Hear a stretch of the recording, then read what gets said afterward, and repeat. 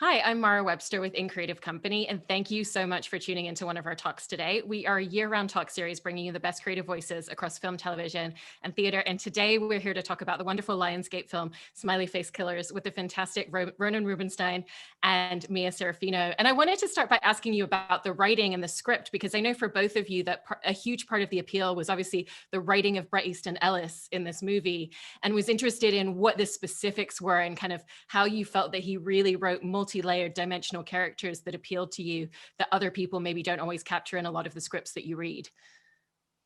Yes. Uh, I'll go first, Mia.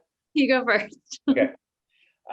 Yeah, it was exactly that. It's specifically with Brett, whether it's his novels or past films, he sort of just brings you into these characters' lives in a very specific moment in time. He doesn't really spend a lot of time using exposition or backstories. You pretty much are in that person's life when we meet them. I really enjoyed the fact that they felt lived in and they felt authentic and thought out. And I think that's why people are connecting with these characters is because he wrote characters that were very layered and real, and had amazing relationships throughout the script. It's something you can expect from Brett. It was just it's amazing to know that he was the actual writer of the script and not just the producer of it. So it's just amazing. And you could tell a lot of people are connecting with the characters, and it's completely because of the writing. Yeah, I when I saw his name on the script, when I got the audition email, I was so psyched. And I've always been a fan of his novels. And weirdly, like a couple months before the audition, I went on like a Bret Easton Ellis reading binge. And I'd read like 3 or 4 of his books in a couple months. And so it was just so crazy that a month or two later I was reading for him. And yeah, he has such a unique voice. I mean, American Psycho I love the book, and I love the movie because he has a very cool way of writing, but you still care deeply about these characters. It's a really weird juxtaposition that I feel like only he really can pull off, such a specific tone. And I just liked that with horror movies, there's all this writing that's on the nose and it's slasher and it's scary, but he wrote a really quiet script, which really gave us freedom to focus on acting choices and play within the parameters he gave us. So it was a treat for us to do these scenes.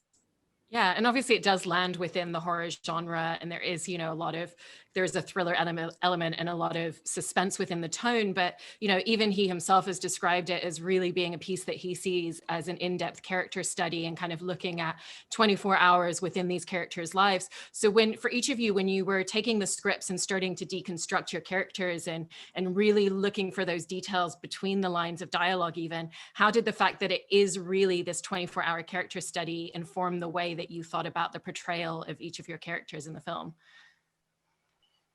It's sort of, I've said it before. I just wanted to approach Jake with a sense of realism and be able to ground him.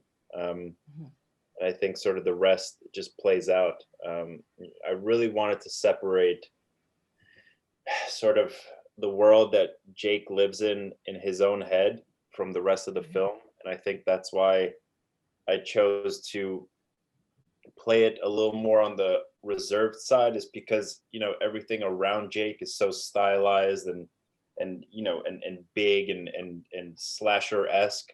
So I really wanted that contrast to play throughout the film. It's an honor that we can pretty much spend 24 hours on a character through the lens of the audience, because then you get to really pick like what you want the audience to feel and see with this character. I was very specific with when Jake would be a bit more excited about his life and a bit more happy, and it was always with his bike, with Karen and Garrett's character. I really wanted to make sure that that's when we see Jake happy, because the rest of his world is not very happy, and he has a lot of his inner demons that he's always fighting. So it was so cool to be able to portray that, and I just sort of like, my main focus was that. Everything else is, it's the that's the genre of the film, and I'm sort of out of control of that. So yeah, I just really just focus on what's going on with Jake and his relationships. Yeah, I think Brett said that what attracted him to doing this is a character study of the last 24 hours of someone's life before something like this happens to them. And I thought that was really interesting. And we sort of just drop into Jake's world. So while we wanted it to feel like a day in the life, it was just really important that, like, the first scene we see with Jake and Karen, we see their history, their intimacy, that it's a good relationship, but there's a history of mental health issues, that they've kind of gone through these problems before. His mom's involved.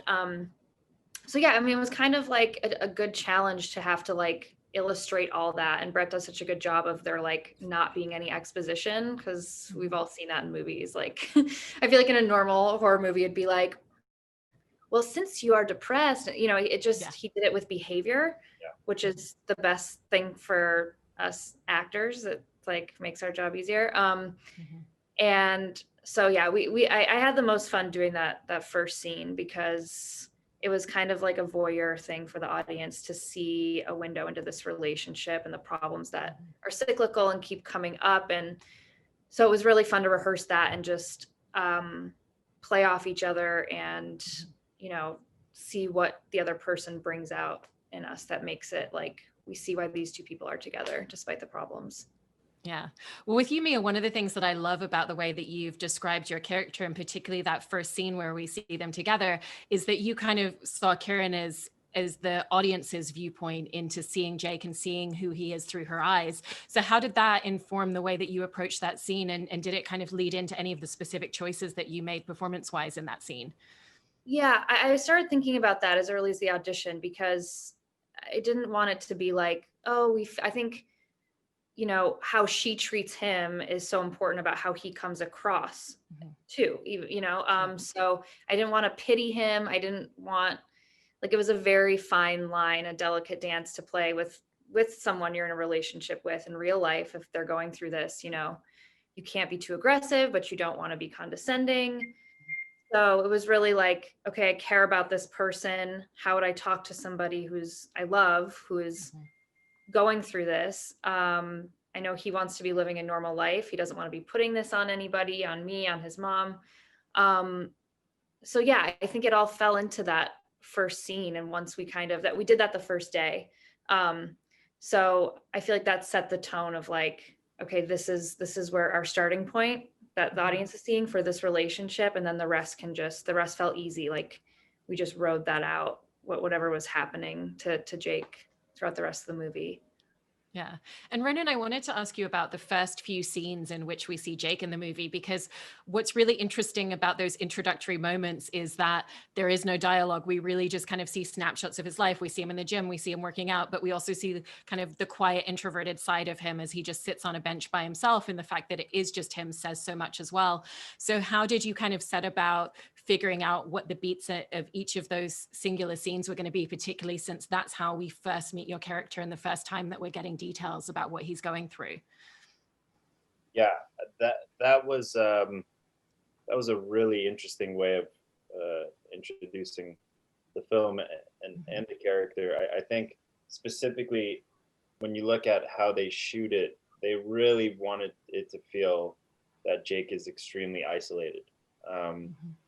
There was a lot of wide shots with him on the screen, very small. I really love that bench shot where it's literally me and my backpack, and he's definitely a loner, I think, because he has such a hard time with his life.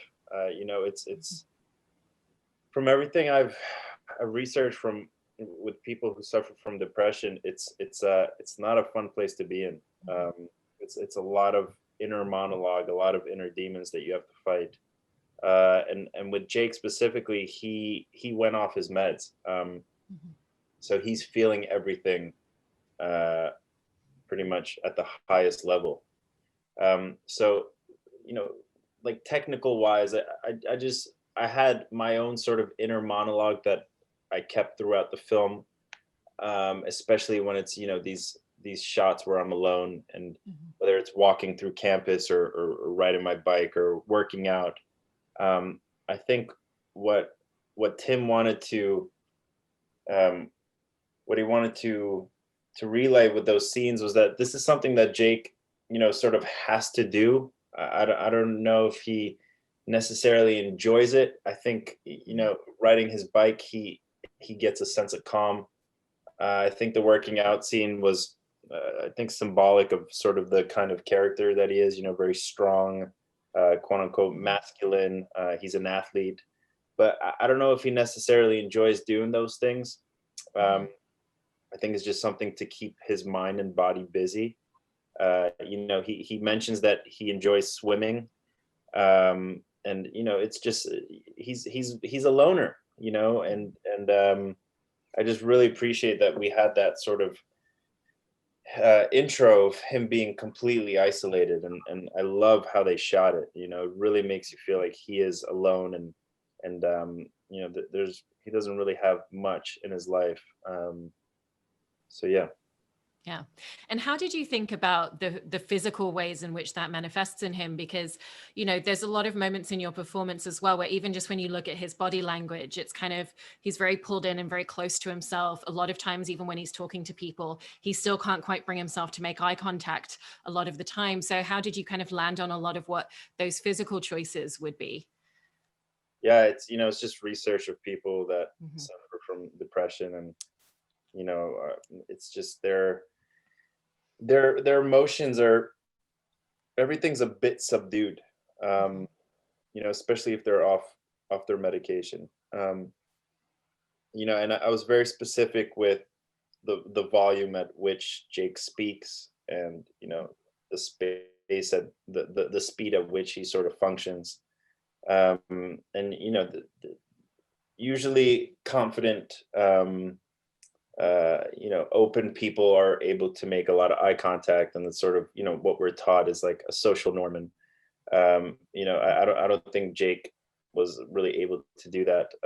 He's comfortable, you know, he's comfortable with his friends, but I think overall he's just in a very uncomfortable place. I think that's why it works so well that from the surface we get this, like, you know, I think one critic called it an Abercrombie commercial, which is such horseshit. But I think on that level though, it is nice, because from the surface you might think it's this, like, you know, normal Abercrombie athlete, but on the inside it is a messy place. It's a very unhappy, uh unattractive place on the inside. I think his mind was very dark, and lonely. So it's a nice contrast for sure.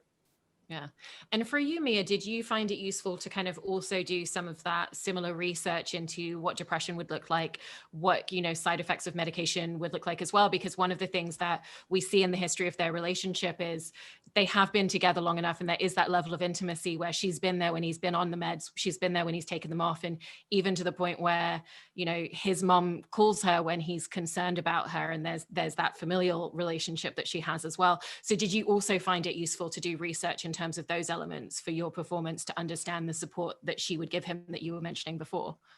Yeah, definitely. I mean, I have a lot of experience with, you know, I have a lot of friends, I know people who have dealt with, it's a different thing, but are in recovery. I've been to Al-Anon meetings and that kind of thing. I think that there's similar issues with how to get through, because in a sense, like, you know, recovery is a mental health thing, and they use some of the same tools. And there's a vocabulary, there's a way that the people around someone suffering from that have to be aware of triggers. And I mean, myself, like I went through a period, you know, I went to school in Chicago, and it was my last year of theater school, and I was super unhappy. I wanted to be doing, I love theater, but I was ready to be doing film and TV. And I was kind of done with Chicago winters. And I went through like a period of like, I don't know if it'd be like clinical depression, but it was pretty bad. Like I have myself some experience with that. I mean, it's so taboo to say that for some reason, but I know so many people have just gone through periods in their life. And I think it's so weird with Instagram and everything. I always say there's this like toxic positivity thing, where it's like, you know, I see these bumper stickers in LA, it's like no bad days. And I'm like, that's insane. Like, yeah, like I feel like that part of this like internet self-help thing has not been a good thing for people suffering with mental health issues, because we're seeing everyone's highlight reel, and it makes people feel more isolated and alone, and you feel like crazy because everyone seems so happy on Instagram and everything. And I don't know, I've kind of gone on a tangent here, but I just kind of wish that people were more honest about the real that they're going through. And so, I mean, that's what I love about this movie too, because it's just kind of like, we just think it's like a horror movie, like an Abercrombie guy. But I mean, people who seem, like Ronen was saying, on the surface, like they have everything, are going through stuff that no one really knows about. I mean, I like, when I was dealing with stuff, you know, in Chicago, it was like, yeah, no, you know, a lot of people didn't know I was like mentally going through that, and you have to like show up every day. And I feel like that's a little also kind of an American culture thing of like blue collar, like just tough it out or get over it. It's something that's taboo that I don't really think it should be. So I did enjoy that was a big aspect of the script, and being with somebody who's going through something like that is very delicate, because Karen's in college, she wants to party and have fun, and she's trying to help him out of it. And it, like, as someone who, you know, when you go through depression, it's like no matter what anyone says, it doesn't help. Unfortunately, like someone can say I mean, you could, there's actors that win Oscars and then they go on a depression for 2 years. Like it's something, it's all up to you to kind of go through it. And it's kind of a lonely thing. So I thought the way the movie opened and stuff did such a great job of showing how it sort of feels. Yeah. I mean, that's exactly the way that these characters have the ability to really resonate in a different way with audiences as well. And, you know, you were mentioning the side of Karen where it's like, you know, she's in this relationship and she's trying to be there for him, but also there's this pull into this other world where, you know, she is much more extroverted. She does have this friendship group, and she's kind of pulled in two directions. Ultimately, there's the intimacy with him and the space that she also wants to spend time in. And I think what's really beautiful is that she finds ways to kind of merge those a little bit as well. Like when she drags him out to a party, but then still takes time for the two of them just to walk away from everybody else. So how did you think about those two different sides and the journey that Karen's going on in trying to exist in these two very different spaces and find a way to bring them together, which is really challenging for her? Yeah. I like how you put that. And I do that beach scene is one of my favorites, because it does feel like, I mean, the whole movie kind of feels like this fever dream, but I like that it's like, and it's kind of like working for a moment. Like she drags him away and he's at this thing, then he gets the text and it's kind of back on this roller coaster he's on. But yeah, for a moment, it's like she wants him to feel normal and be out with his friends. And of course that ends up being a recipe for disaster with Rob there. And yeah, she's kind of like torn between like just doing what you would do normally if Jake wasn't depressed. And then also wanting to be there for him. But yeah, I like that they gave us like a little nice moment alone on the beach. And it's like another window into like why these two people are together. It's not just like the partying and stuff like that. So yeah. Yeah. And then Ronen, on a separate tangent, I wanted to talk about some of the scenes when your character has been kidnapped, when he's kind of tied in the van, because there's an amazing physicality to what that demands from you as an actor in your performance, in terms of the choreography and the blocking of those scenes, because it's taking place in such an intimate space, and the way that you have to work with your scene partners to figure out, what that's actually going to look like, but also in a way that's going to be really safe for everybody, but still believable on screen. So how did you set about working, with Tim Hunter, the director, and your scene partners to choreograph and block those scenes, but also kind of figure out the performance elements at the same time? Oh man, it was like a chaotic dance. You wanna you wanna pretty much you, you want to keep the chaos of the scene and the stakes really high, and I mean, the main objective is to get out of that van, and we really wanted to somehow hold on to the chaos of what's really going on, and make it messy and make it ugly, but then again, still, making sure no one gets hurt or no one gets hit or all the punches land at the right time. And it was definitely one of the most difficult choreographies I've ever had to do, especially because it's in a small space. That you can't really. There's no cheating that. Like all of that was shot in the van. The cameras behind us or the cameras in front of us, and it's really up to us and the actors to make sure it sells. And you know, uh, all the hooded figures, it was the actors in the van. It wasn't any stunt people. So it was a lot of trust and just making sure we know the beats while still being messy and out of control. And it was crazy. I mean, the the metal thing that I hit him with, that was all real. Like those pieces were falling off the truck like while we're shooting. And I remember there was a couple takes when I'm struggling and they just like flew off in the middle of the take. So it was definitely out of control, but we were able to still make it obviously professional and choreographed.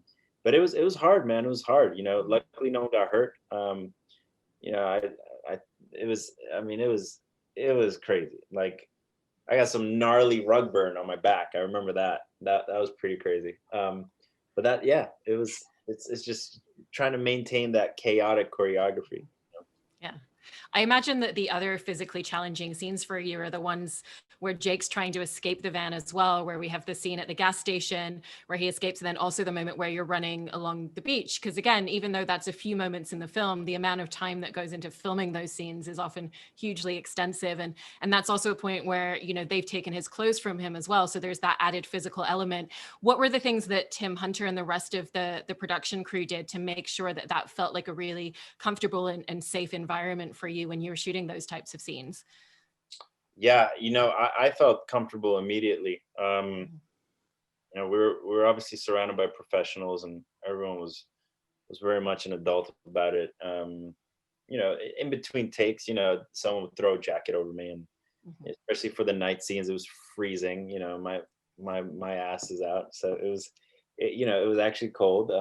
But other than that, I felt comfortable immediately, so I was able to just focus on the work, and also focus on not hurting myself. Like whether it was jumping out of the van and then popping up and sprinting. We had to make sure that the gravel was as clear as we could possibly get it. It was still gravel on the side of a highway. Luckily I didn't step on anything, and my feet were taped with I think it was like ballerina tape, so it was the same color as my feet. But after a few takes they get destroyed and we have to wrap it back up. Yeah, it was crazy. It's amazing what your body could do when it's thrown into those situations. And I was so excited to do it, and the adrenaline is pumping, and you don't feel that you might have hurt yourself until you get home and you can't move and you're sore and you got scratches everywhere. But in the moment, it feels so insane. You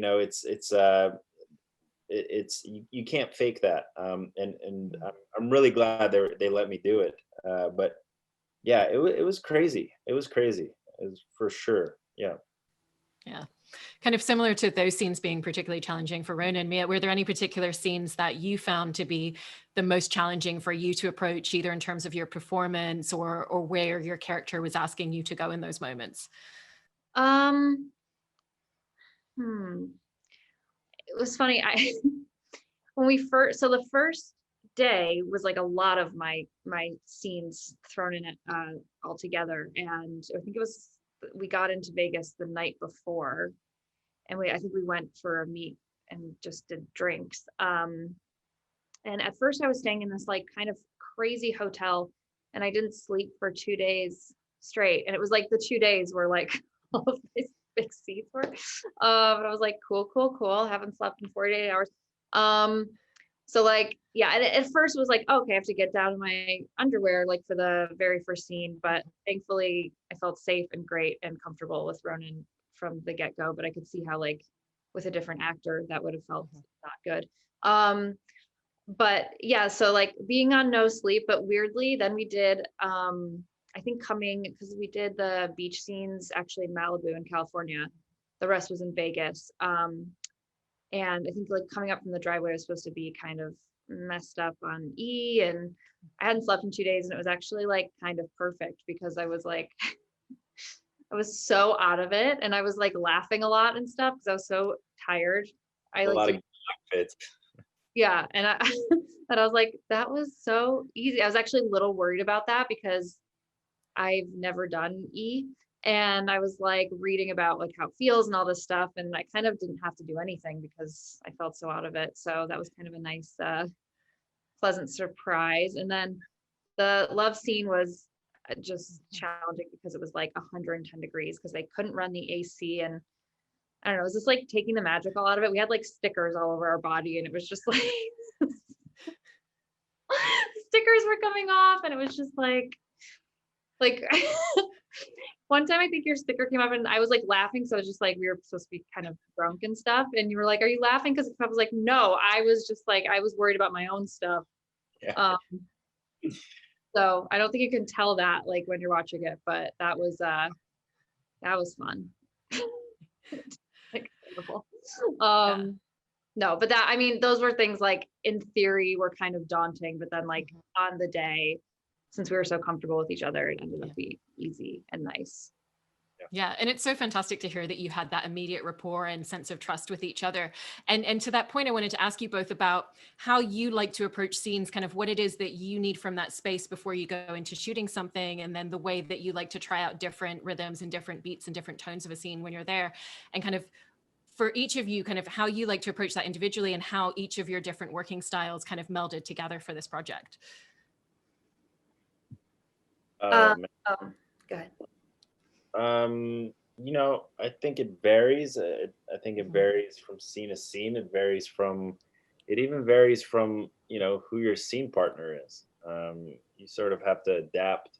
I think that's why, I hope you're not sort of stuck in just one way of doing things, because then you might face some issues if you're working with someone that doesn't sort of jive that way. But with Mia, it was, first thing first was just comfort and trust, and then the rest is just, it was honestly easy. We just get to do our job, which is just, tell a story and work through these emotions and what are we trying to convey.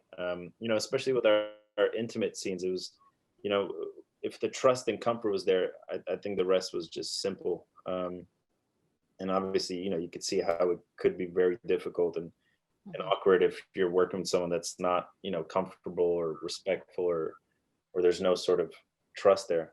But it varies, it varies from scenes, it varies from different jobs. A lot of the stuff in this film, I was on my own, so I sort of, like the way I approach that stuff is completely different than how I would approach a scene with a partner in it, or a group scene. Especially for this film, I was in such a weird headspace with Jake that I've never approached the film like that before. So yeah, it definitely varies. Yeah, I think we were really lucky I feel like me, Ronen, and Garrett all lived in a house together. So that was just built in help. I mean, it was, we were supposed to be friends and a group, and we had Ashley and Gianna, who played my friends, over for barbecues and swimming while we were shooting. So that really made it easy, as opposed to like being in your home base where everyone goes home at night separately. So we immediately got close. But I feel like I felt really lucky because Ronan and Garrett are like actors, and that's how I like to approach things. And sometimes it feels like that's from a bygone time. But Yeah. I don't know, they both took it seriously. We all took it seriously. And we really, I mean, with Ronan and I, we discussed what the scene was about. I mean, at free time at home, we were rehearsing and talking about what was up the next day and going through our scenes and Watching La La Land. watching La La Land for research, and then nothing to do with it.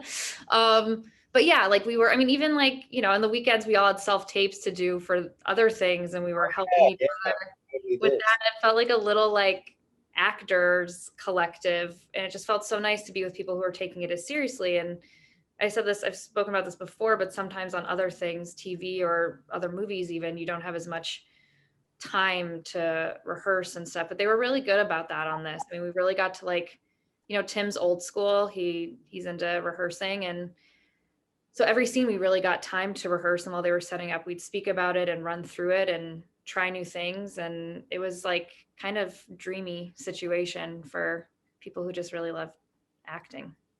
Yeah. And what do you each feel that you learned about yourself as an actor that you see yourself carrying through into future projects from making this film and playing these characters? Um, I think the level to which I was able to take my work physically. Um, I'm very comfortable with that kind of stuff after that. So anything, I play a firefighter now on my show, and whenever they're like, "All right, well, you're gonna have to have full equipment, and you might have to carry a 20-pound something," and I'm like, "Easy, whatever, great." So that's really nice to know that I could go there. I wouldn't necessarily go there again unless I really had to, unless it was for a very specific character or film or show. And then just it was sort of experimental for me to go into this certain headspace. And I learned that I can separate the work from my personal life when I go home. I really wanted to make sure that I was able to do that in the first place. Some nights it was harder than the other, but it was nice that I sort of have that, I guess, muscle in my brain now that I sort of know what worked for me, what didn't work for me. So if I ever come across a character that's very complex and even is dealing with mental issues, I sort of know where to go with that to sort of help myself as Ronan to step away from that when I'm done with work, because I don't think it's very healthy bringing it home, unless you're like Daniel Day-Lewis or something. But yeah. For me, yeah, I don't know. This felt like a type of acting I prefer older movies and older actors and movies from 70s era, and I'm obsessed with reading their autobiographies and listening to them talk, because it was just so much about the work and about, and now I feel like it can be so about like social media and la-di-da stuff like that. And first of all, I realized I love doing stuff on location because you really can just put your whole self into it. And this is like my favorite kind of thing to do. We did these scenes, and it wasn't like there was no pushing involved. It was just like using yourself and having everything come out of your own humanity and like what inspires you and what makes you want to be a better actor, and respecting your acting partner, and just making the whole experience for everyone just as easy as possible so everyone can do their best work. I felt like this was really like, on the set, we really all felt good about what we were doing, and it was just such a good feeling after too. to end, that way. Well, congratulations on both of your performances in the film, and thank you so much for talking with us about this afternoon. Of course, thank you.